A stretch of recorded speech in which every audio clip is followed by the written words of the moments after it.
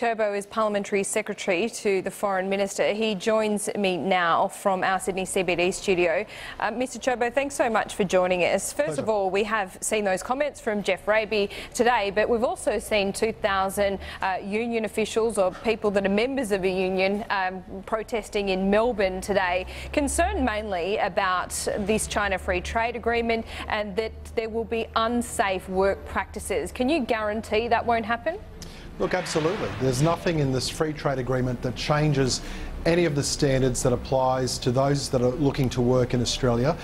This is in fact part of the scare campaign that's being run by the trade union movement. But it does change the threshold in terms of the size of projects and the number of foreign workers that can be brought in. Are the proper safeguards in place here? Yeah, absolutely they are. And look, let's be clear about what's taking place. The agreement says that on major infrastructure projects of more than $150 million, if there's a demonstrable shortfall of Australian workers, then and only then can skilled workers be brought in on a temporary basis. So all of the safeguards are in place. They're the same safeguards that Labor has had previously, and frankly, it's a complete schmozzle that the Labor Party is out there pretending that they're opposing this when they've introduced the exact same type of agreements in their past when they were in government. But can you guarantee, and is that in black and white in the China FTA agreement? Well, it's not the China FTA agreement that governs this. It's actually the visa process, which is, of course, in the main 457 visas, which stipulate that in order for a foreign worker, a skilled foreign worker, to come in on a temporary basis, they must meet and satisfy all of the professional requirements in Australia, all of the federal laws and all of the state or territory laws as are applicable. So those safeguards are there, and also there's the additional benefit of requiring there to be a demonstrable shortfall of Australian workers.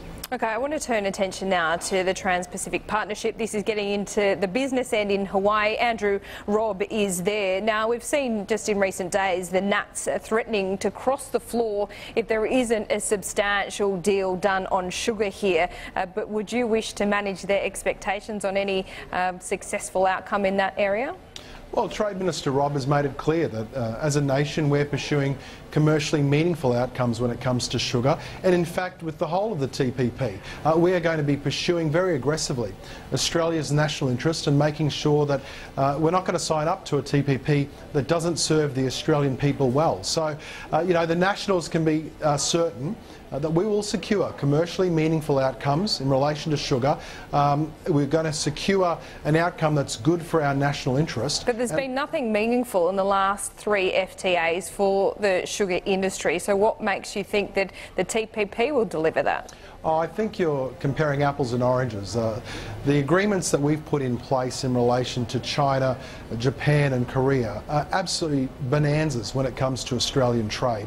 These 3 free trade agreements, which incidentally Andrew Robb landed as Trade Minister after years of being stuck in the mud under the Australian Labor Party, are going to deliver more than $22 billion worth of benefits to the Australian economy. Okay, but what about the United States at the moment? They've got their own protectionist view within the sugar industry. They're saying that they're not going to increase the quota of sugar that they get from overseas. So that's a pretty bad sign for our sugar industry, isn't it? Well, I guess we'll find out in due course. Good things come to those who wait. We're continuing to negotiate with the United States and, of course, the 10 other countries that are sitting around the table on the TPP. So, as I said, we're going to keep working every day for commercially meaningful outcomes on sugar until such time as these negotiations conclude. This has been a very secretive negotiation process when it comes to the TPP. Why so secretive? No, it's not secretive at all. And in fact, this process is exactly the same as the process that is applied in terms of negotiations around the other free trade agreements that Australia's been involved with. I mean, a lot of these are the urban myths that the Australian Labor Party and the union movement are trying to populate across the Australian people as part of their scare campaign, but they're simply not based in fact. The facts are that this process is the same as the process that's applied historically. This process will deliver, if we can get the agreement across the line, will deliver a really big boost for Australian traders and Australian exporters, and that's going to be fantastic. It's going to drive investment, it's going to drive jobs, and it's going to be an agreement, if we can land it, that's definitely going to put Australia in a more prosperous position in the years ahead. Okay, I want to ask you about the pursuit for justice for the victims of MH17 now. It was no surprise that Russia did exercise its veto power at the UN Security Council. Where to from now? What avenues does Australia have to pursue justice, and do you need to manage expectations for the families of those victims? Well, look, let's not highlight the significance of Russia's veto. I mean, it was an incredibly distressing thing for the families, and of course very disappointing for all of the countries involved, not least of which of course is Australia. For Russia to choose to exercise a veto following UN Resolution 2166, which promised that there would be an independent, thorough investigation into the downing of MH17, Russia's decision was a really a poor decision. Now, Australia is absolutely resolute that we're going to work with the other countries involved, including the Netherlands and Malaysia, in pursuing and bringing to justice those that are responsible for the downing of MH17.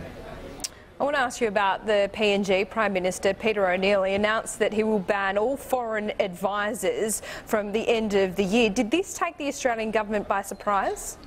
Well, look, it did, and I would highlight though that this is all foreign advisors, so it's not just Australia. It includes, of course, countries such as New Zealand and Japan, which have large numbers of advisors that are working with the PNG government. So we didn't know about it in advance, but look, we're continuing to discuss with PNG what it is that Prime Minister O'Neill is seeking in relation to equipping and training the public service in PNG. I mean, I can tell you that we've got about 34 advisors that are seconded to the PNG government. There's about 73 AFP police officers in PNG, and there's around about 100 other advisors that work in PNG from Australia that are funded by Australia's aid program. This is not a sign of a strained relationship between Australia and PNG? Oh, not at all. Not at all. The fact is that this is applying to all foreign advisors. It's not isolating Australia. It's not confined to Australia. It actually is an agreement that's been, or not an agreement I should say, but a decree that's been made by the Prime Minister to all foreign advisors. So to try to make out that in some way this is a sign of there being issues between PNG and Australia is simply inaccurate. Parliamentary Secretary to the Foreign Minister, Steve Ciobo, thank you.